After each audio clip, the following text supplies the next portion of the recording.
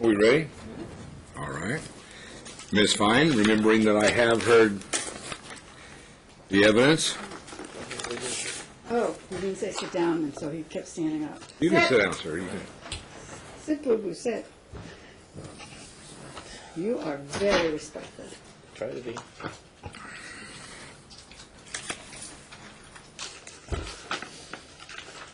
Your Honor, on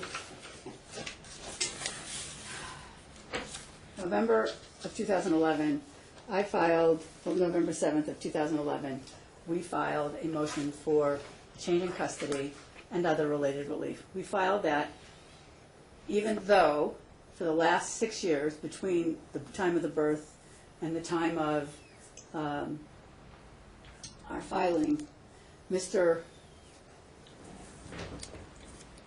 Horodesky, the thing is in my way, and I don't like that being boxed in. Mr. Horodesky had attempted to co-parent in every way he could. He never threw stones, he never attempted to hurt her in any way. He tried to co-parent every way he could. Even when he was faced with sexual abuse allegations, not once, but twice. And both times with dignity and with aplomb, he dealt with it. He dealt with it maturely. He dealt with it professionally. He did it the best way he could. Again, after the 2009 incident, he went right back to his visitation, believing everything would be normal. Even though the parenting plan that was admitted as Exhibit 6, I believe, the joint parenting plan, which was absolutely so long and detailed, I'd never seen one like that, but yet they took a long time and they tried to get everything in there. They tried to leave no stone unturned. They tried to they even dealt with, God forbid, if something happened to the child and he died, what they would do with the body. They even dealt with their own deaths. They dealt with almost everything except the name change. That was left out. But everything else, including what had to be in writing, when it had to be in writing, what had to be mediated, was all in there. The only thing that wasn't in, and that was with the intent of, in 5 years, they would remediate because obviously the child would be older. There is no doubt in this world that Amber loves her son. But sometimes it gets to be to the extent that I would rather raise my son by myself. I don't have to deal with Chris. I don't have to deal with his family. I can just raise my son by myself. I feel like that about my husband sometimes. But the fact is that he's in my life and he's there and there's no reason for him to go anywhere. The fact is we always have pebbles in our, boy, that whole thing about stones. We always have pebbles in our shoe. And Chris is her pebble. She doesn't want that pebble in her shoe. She wants to be able to raise her son the way she wants to raise her son and want to think the worst of Chris. They kept trying to get in bad stuff, but Nick Ponzo talks about how after the charges both times were dismissed, the second time he was asked to do reunification counseling, not by me, not by Chris, not by anybody on this side, but by the court. The court appointed him. The court felt he was the person who was strong enough to be able to handle this. He took on the responsibility. He took on the case. He started working with Amber and Hayden, and when Amber and Hayden would come, he was so, what's the word I'm looking for? He was so, it starts with an S, but he was so, not plagiarized, but he was so aligned with his mother that he couldn't break away. Call that alienation, call that aligned, call that, when I tell my mommy that my daddy did something, I get all kinds of attention, I get all kinds of love, I get all kinds of oof. And so this gives me the attention that I need. You heard Nick Ponzo say the child lies and does it with aplomb. I mean, it's like he's proud of it. Well, if he lies to Nick about stuff, he's going to lie to his mom about stuff. But because we're taught to tell our children never to call them a liar or never to tell them they're not telling the truth, but to find out why, my client was bad because he agreed with Nick. So Nick, you heard testimony that the little boy, that Nick Ponzo says he lies, and he's proud of it. The fact is you heard Mr. Horodesky's testimony. The testimony was he just tried to keep the peace. He just would do whatever she wanted, even though the holidays were supposed to be his, and he was supposed to get the child from 8 in the morning until 6 at night, whoop-de-doo. He would only get the child halfway through when she wanted to come over and be with his family.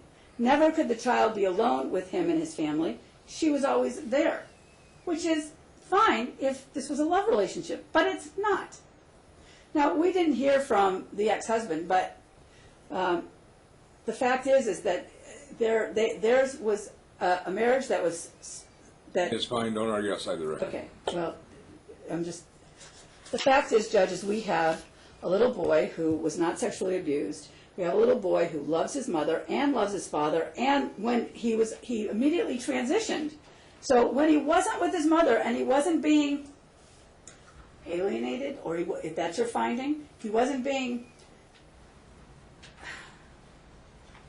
not convinced, the word I'm looking for is told to, that, petted because of his belief, petted because of what he was saying.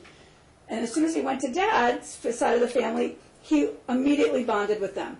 And now the relationship with Dad is very, very good. What does that tell you? It tells you we have a child who's got some issues.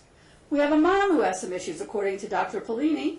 He said she needs 10 to 15 sessions of psychotherapy, that the current visitation schedule should be eased into, that mom should have unsupervised visitation, but after her 15 sessions of psychotherapy, and it should be daytime, and then nighttime we could ease into. He didn't make that same condition with respect to Dad, but that's the court's decision as well. You only heard from Dad that he loves his son, that he's only one of the best. He's proved that. He never came back to court. He could have come back to court in 2009 and said, look what she did. But he didn't. He said to himself, you know what? We've had this little episode. Maybe she was looking out for him. We'll move on. And so they started their visitation again. But it was interesting. He had a girlfriend in 2009. Not only did he have a girlfriend in 2011, he still has her. He still has that consistency. And we couldn't hear from Hayden. But if we could have heard from Hayden, maybe we would have heard great things about both of them, all of them. But we didn't. So the court's going to have to make a determination that since nobody went to jail, there's been no sexual abuse. Since Mom didn't want to work with Nick Ponzo and help with the reunification, and that didn't work out, but it worked out with Mr. Ponzo and Mr. Horodesky, there's got to be something to it. Dr. Polini's report, testimony judge, was very clear when he said, he also talks about a parenting coordinator. To be perfectly honest, I don't have any objection to that. I also don't have any objection to Margaret Picard's program over at UNLV for co-parenting. Someday, this family will hopefully look back on this, having recouped some of their lost money, and laugh, because they have co-parented successfully. They have a college graduate. He's getting married. He's got grandchildren. They're loving it. It's going to be wonderful. But right now, we need to get this family back on track. And right now, from June of 2011, almost 1 year, my client has not had a normal relationship. And this little boy has been, when he's with Mom, he's one way, and he's with Dad, he's another way. So we've got to get this little boy and these parents to work together with a parenting coordinator so that we don't have to come back to Your Honor or to Judge Tootin or to anybody, but we can move on. I believe that the alienation, or by virtue of the filing of these reports, and the appointing of 2 therapists without Dad's even knowledge or contact, regardless of what was going on with the CPS case. The CPS was closed. My client should have been advised that they were still in counseling with Melissa Kolodner. Melissa Kolodner and Javi Mendel, neither of them contacted Mr. Horodesky to find out, even to get his position on it, even to try to work on it with the child. It's just beyond me. The court, I've learned from this court when you were on the bench full time, you never would have allowed that.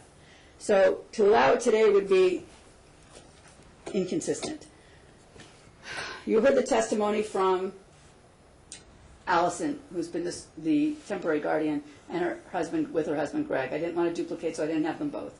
You heard that he bonded right. He made the transition with ease. He was delivered with nothing but the shirt off his back. He didn't have any clothing. He didn't have any toys. He had nothing with him. He was just delivered with his little body, and they didn't say a word. They went home, and they'd made a life. They'd made a life. They made sure he went to school. They made sure he got into the doctor. They made sure he got into therapy.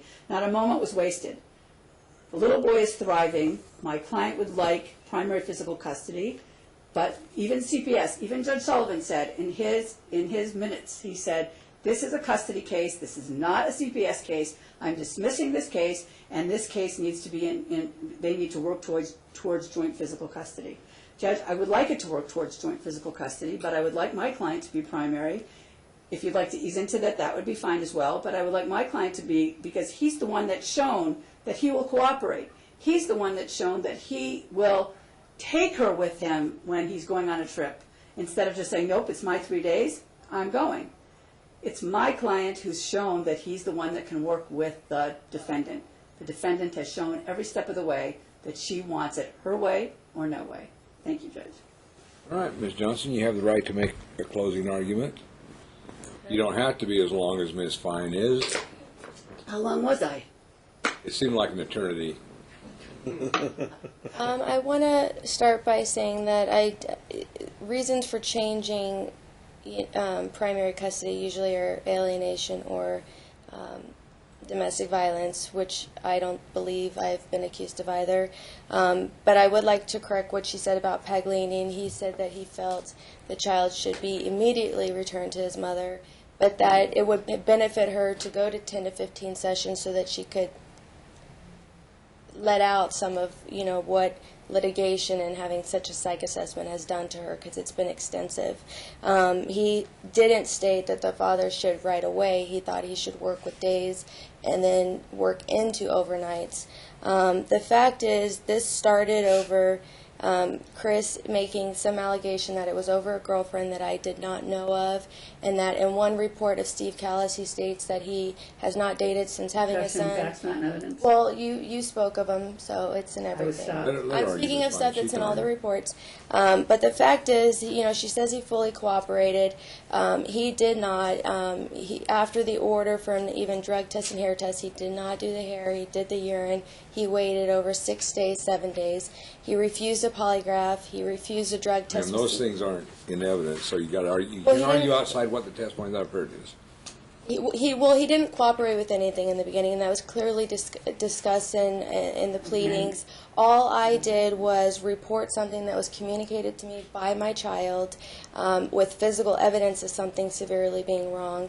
And when the initial one happened, the child was 3 years old and still in pull-ups at the time, going to daycare, and he had been taken to a doctor who felt the need to contact the cops and contact CPS. It was not myself.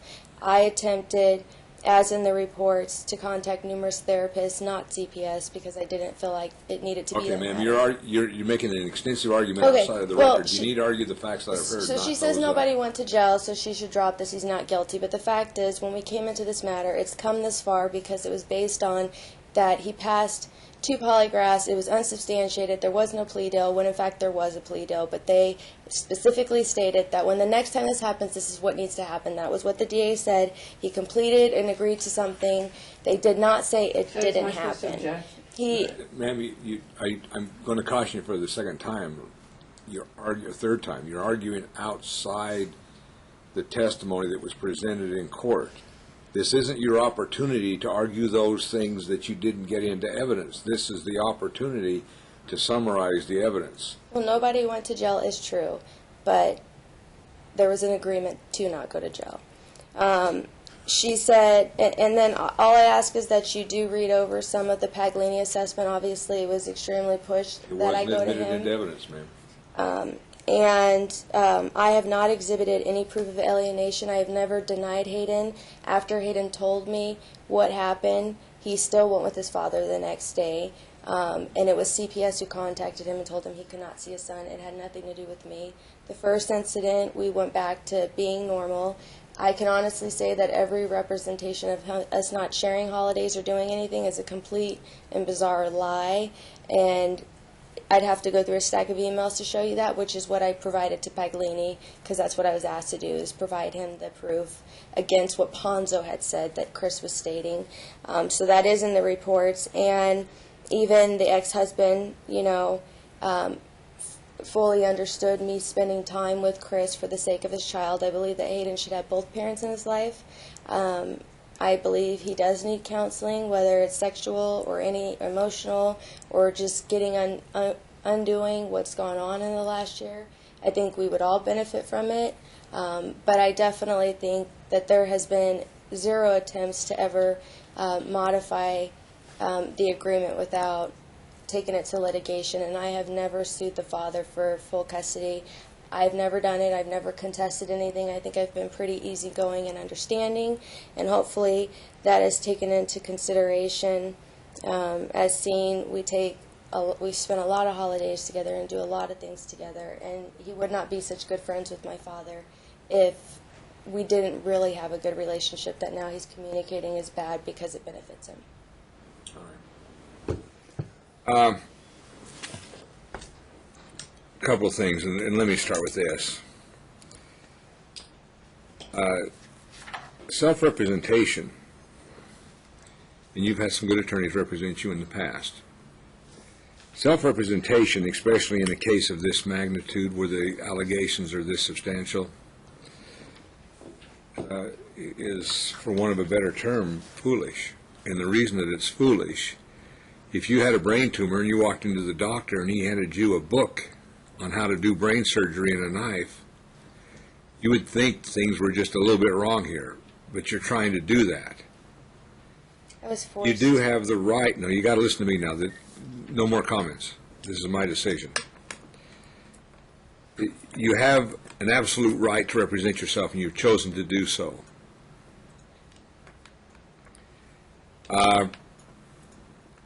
This case comes in the context of law that is very, very clear, and I stated it a little bit earlier when I was trying to provide instruction to both sides.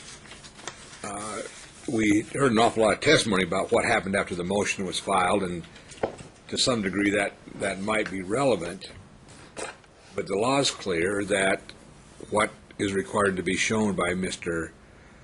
Horodesky is that since the time the parenting plan was entered in July 12, 2007, that there has been a material and substantial change in circumstances such that it's in the child's best interest that the decree be modified and that parenting plan be modified. His burden to do that. Basically, his position was that first, because of the child's age, he was entitled to have the decree modified. I assumed by that he was arguing for additional time other than what the decree provided. It provided essentially that he sees them on Monday at 8 a.m. to 7 p.m. and then on Fridays and alternate Saturdays and that kind of thing.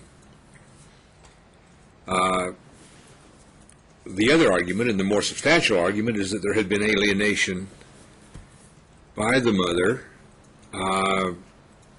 and he basically outlined 4 examples. One was inappropriate comments regarding his girlfriends. That, in my opinion, was not proved. Demands to accompany the child. He had to seek permission to accompany the child, or to get, demands by the mother to accompany the child on out-of-state trips. Marginally proved. Non-compliance with the right of first refusal, my opinion is rights of first refusal tend to be cumbersome, unwieldy, and they only are used to beat up on somebody else.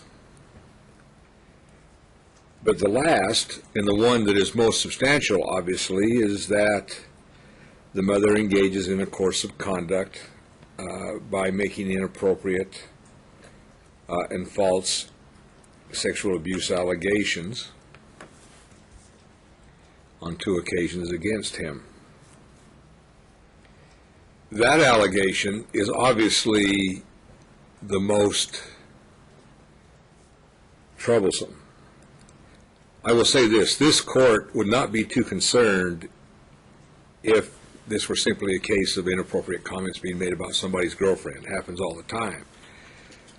Visitation demands and this back and forth that you sometimes get in visitations, non-compliance with rights of first refusal, or, in this court's opinion, garden variety things that you admonish people to behave, and then you send them out of this building. Allegations of sexual abuse, especially consecutive allegations of sexual abuse, fall in a completely different category.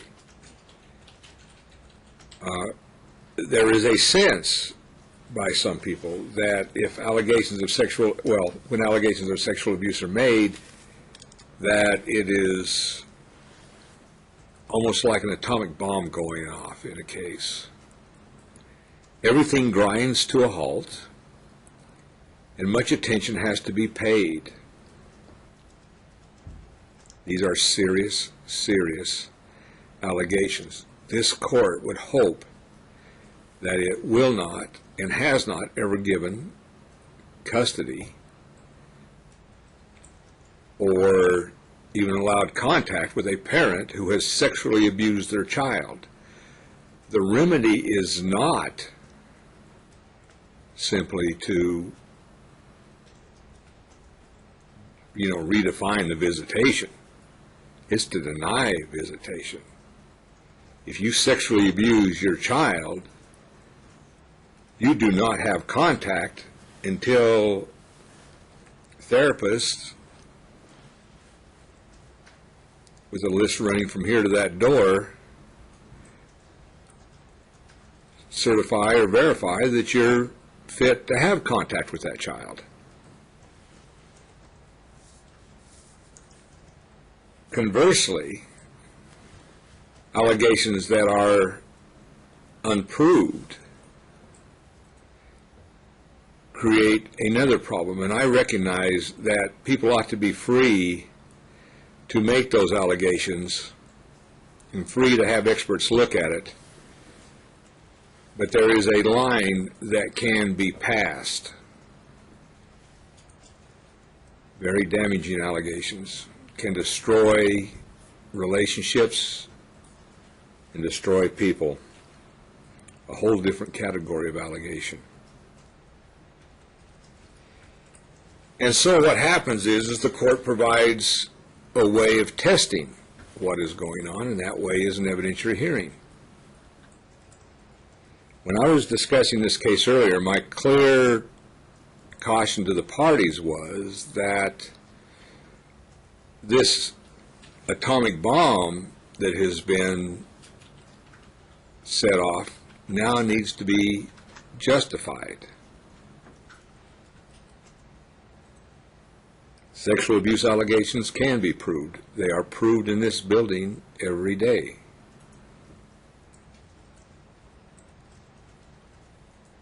I do not intend that the parties leave here not understanding the magnitude of that allegation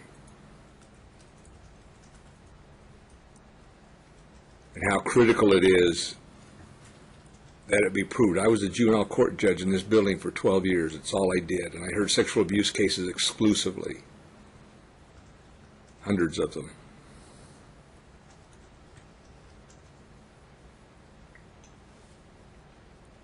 And I know they can be proved. Likewise, I know they can be fabricated. And the rules of evidence are not a barrier. They are simply a way of testing the reliability of those rules. This court finds that those allegations are untrue. There was no evidence submitted, and burden of proofs do matter. It was your obligation, your burden of persuasion, to prove to this court that those allegations were true. You did not.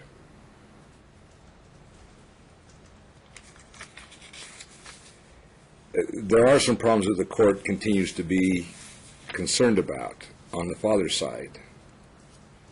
One is his gambling. I don't know whether he's being truthful or not. One is his cocaine use. I don't know if he's being truthful or not. His evidence stands as largely uncontroverted that his use is minimal or distant. There is no indication that the gambling problem that he had any impact on the child. The cocaine use, there is a presumption in my mind that if you use illicit drugs, that you cannot be a good parent. In looking at the evidence in its entirety, the court does find that the motion ought to be granted, that there is evidence that the timeshare ought to be managed because of the, or ought to be altered because of the child's age, but more than that, that the the issue of physical custody ought to be resolved in favor of the father because of the allegations of alienation are proved. The court is going to award the parties joint legal custody. Primary custody will be awarded to the father.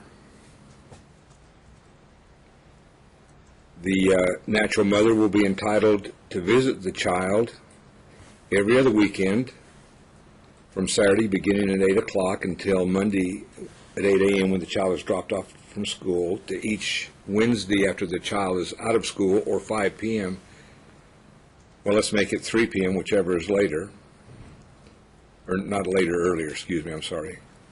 And continue until the child is dropped off at school in the morning or 8 o'clock in the morning. The holiday visitation schedule that Judge Tootin has, and we'll give you a copy of it, the holiday and special day visitation schedule will be implemented. However, before this plan is implemented,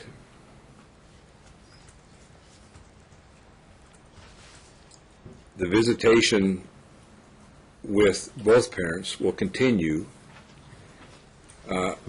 under the supervision of Mr. Ponzo. Mr. Ponzo, in his reasonable discretion, will determine when full custody of the child will be returned to the father and when the mother can resume her rights of visitation. In the event that this does not occur within 60 days, application may be made to the court to review Mr. Ponzo's decision in that regard. Pending that, like I said, the present visitation schedule with supervision by each of their respective families will continue. Second, effective with the month of July, based on her unemployment, the mother will pay child support in the sum of $100 per month. The father's child support obligation will effectively terminate with that month. In case I didn't mention it, the parties will equally divide Mr. Ponzo's costs. I assume you have health insurance through your employment, sir? Yes, sir. That will continue. You will continue to maintain health insurance for the benefit of the child. Additionally, the parties will equally divide the uncovered health care costs. Relative to the child's name, the child's birth certificate will be changed to reflect the name of Horodesky Johnson. It will be hyphenated. Finally, there will be attorney's fees awarded to Mr. Horodesky in the sum of $1,500. That sum will be reduced to judgment. Ms. Fine, you are to prepare the order, submit it to me for decision, or submit it to the department for signature. Are there any other issues? Are there any other issues? Thank you, Your Honor. So ordered.